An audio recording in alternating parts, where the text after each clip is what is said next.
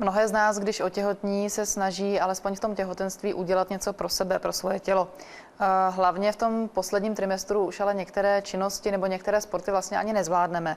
A přesto naše tělo pohyb potřebuje a především takové to zpevnění svalů, okolí pánve, zádové svaly.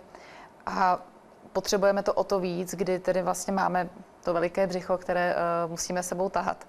Všechno se počítá, ať už jde o těhotenskou masáž, různé těhotenské plavání nebo cvičení a sem patří i gravity yoga. No a o ní mimo jiné si budu povídat s instruktorkou Petrou Bzirskou. Já vás tu vítám. Dobrý den. Jak byste se vůbec dostala k józe jako takové a k tomuhle způsobu života nebo myšlení? Dostala jsem se po dlouhém hledání už od dětství. Jsem prostě hledala něco, nevěděla jsem co.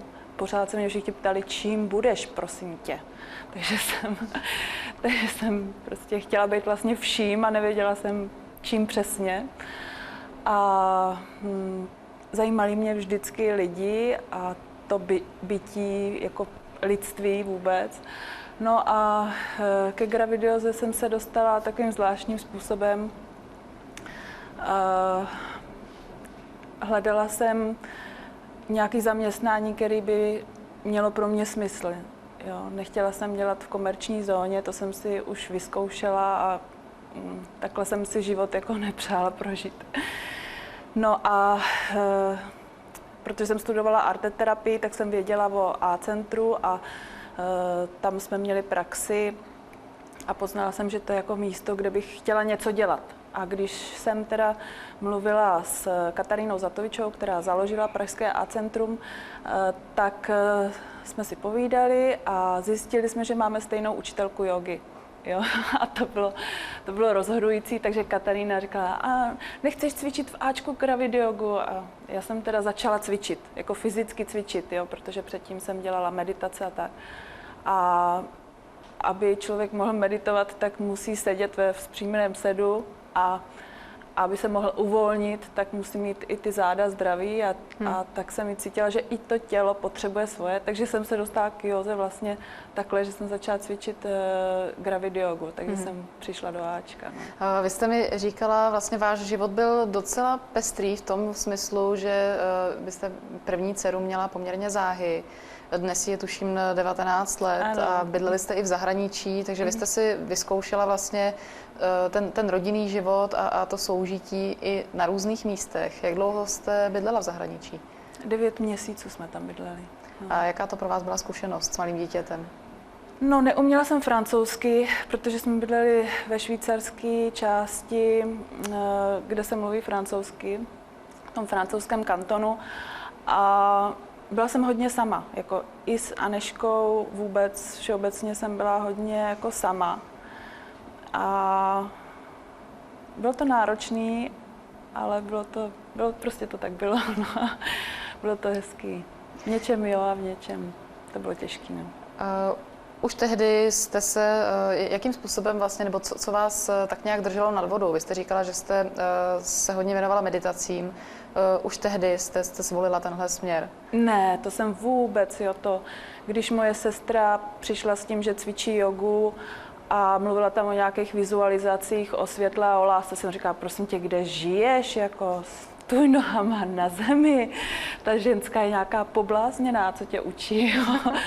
Buď tady. No a potom jsem vlastně tu učitelku potkala a od té doby už jsem prostě pořád s ní a učím se od ní, protože prostě to je...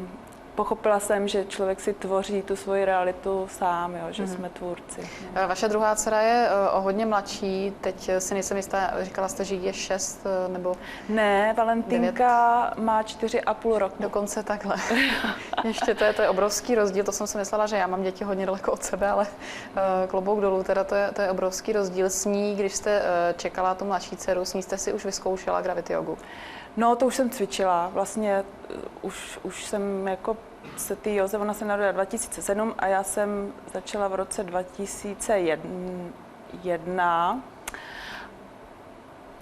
Takže s ní už jsem měla tu zkušenost, už jsem byla daleko jako vědomější a už jsem cvičila gravity jogu s těhotnýma ženama v A-centru, takže jsem znala i ty výpovědi těch matek, který porodili a jak porodili, takže už jsem měla velké zkušenosti. Jo. To s Aneškou, když se narodila, tak mě bylo necelých 19 let a vlastně jsem vůbec nevěděla, co mě čeká. Jako já jsem na tom porodním sále prostě byla jako v říši divu. Jo.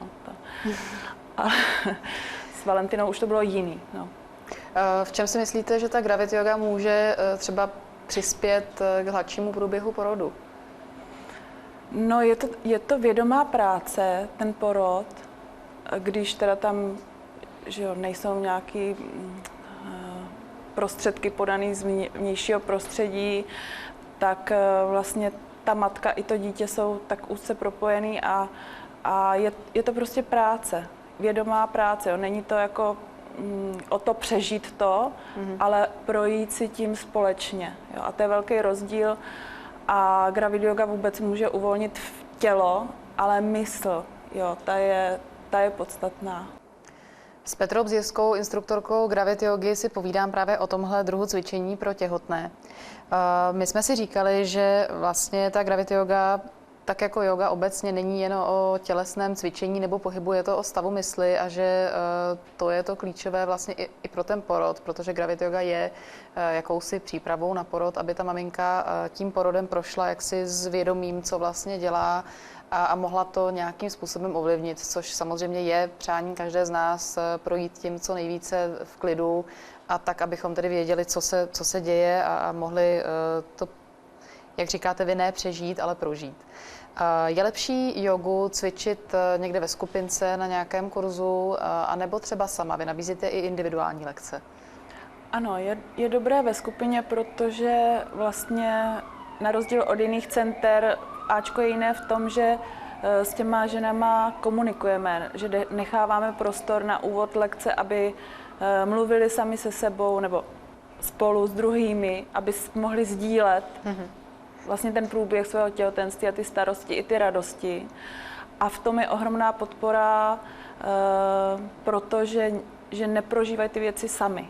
Jo, protože těžko to sdílet s někým, kdo nikdy těhotný nebyl, nebo se svým mužem, to prostě nejde pochopit. No, takže samozřejmě tohle je velký dar v tom A-centru, že můžou společně sdílet a na individuálních lekcích se zase můžu věnovat jenom jim a jejich potřebám, že někdo potřebuje víc cvičit, někdo chce vizualizovat, prostě pracovat víc se svojí myslí, takže to vždycky uspůsobuju potřebám klientky. No.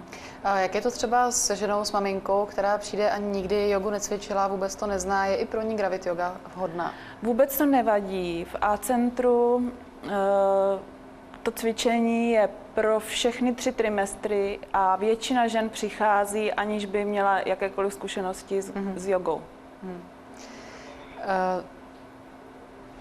Máte takhle, proč byste vy řekla především, bychom měli, nebo je dobré cvičit tu Gravity Yogu? Proč bychom ji měli cvičit? Proto, aby jsme vnímali svoje potřeby, naučili se respektovat svoje potřeby, svoje i toho miminka, který k té ženě přijde a už je nějaký. Každý to těhotenství je jiný. Jo. Já z vlastní zkušenosti vím, že prostě s Aneškou jsem furt chodila do kina, byla jsem akční, sportovala jsem, běhala jsem, s Valentinou ne. Dlouho jsem spala ráno a večer jsme chodili do jazzového klubu. Jo. Co se narodila, tak jsme byli snad už jenom 2krát. Jo. Ale s ní jsem furt chodila někde po nocích. Jo. No, takže a jsou takový holky. Tedy její budoucí vývoj. Ne, já jsem poslouchala svoje pocity, prostě jsme chodili na jazz, no. No, tak. Když se vrátím k těm individuálním lekcím, které nabízíte, vy vlastně cvičíte i jogu takzvaně obyčejnou, to znamená pro netěhotné. Jaký je zájem o individuální cvičení jogy vůbec? Pořád se zvyšuje ten zájem, protože ve skupině ten člověk prostě nedostane třeba ty techniky, které potřebuje pro sebe, jo? Které jsou pro něj nejlepší. Jo? Že to díl trvá, že se musí naučit spoustu dalších věcí, které třeba nejsou úplně vhodné, nebo ale zase má rozhled, jo, tak ono všechno má svoje, no. Jaké ještě další techniky k tomu cvičení a k tomu vlastně navození jaksi jiného stavu mysli ještě využíváte? Zpěv. Určitě zpěv. To je... A ten je součástí tedy toho cvičení jógy přímo, nebo je to vlastně vedle toho? No, my vlastně nejdřív hovoříme, potom se rozcvičujeme, potom děláme pozice, to jsou ty asány, které všichni znají z jogy, a potom děláme buď vizualizace, samozřejmě relaxaci jsem zapomněla říct, ta je nedílnou součástí lekce, a na závěr zpíváme. No.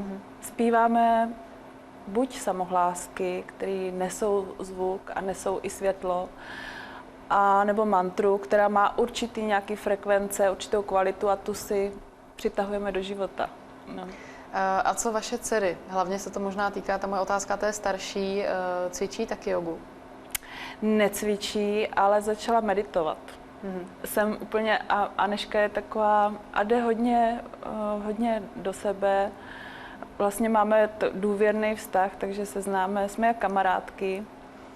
A Anežka je muzikantka, takže ta to má ještě přes hudbu, to cítění a vnímání reality má hodně takový jemný. Ona je rybka, ještě ve znamení ryb se narodila, takže ona je taková hodně senzitivní.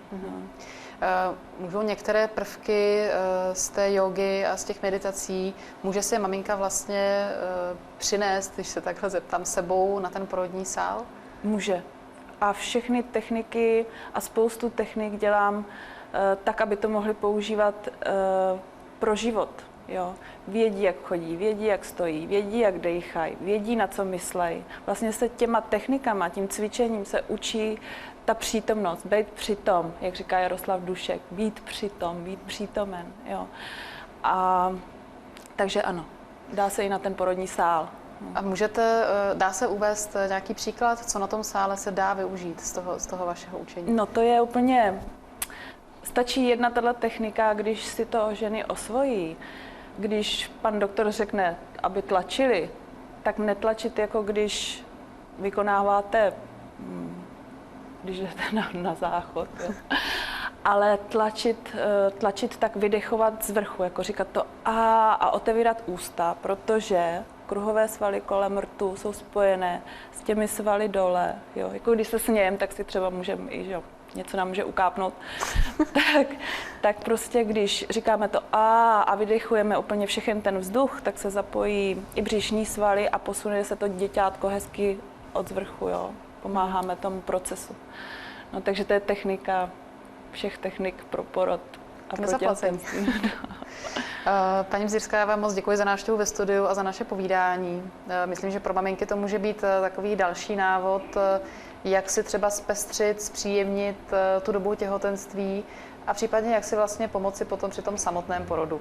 Takže pokud vás to zaujalo, podívejte se na internet, najděte si Petru Mzírskou a Gravity jogu a určitě se něco dozvíte a můžete za ní přijít.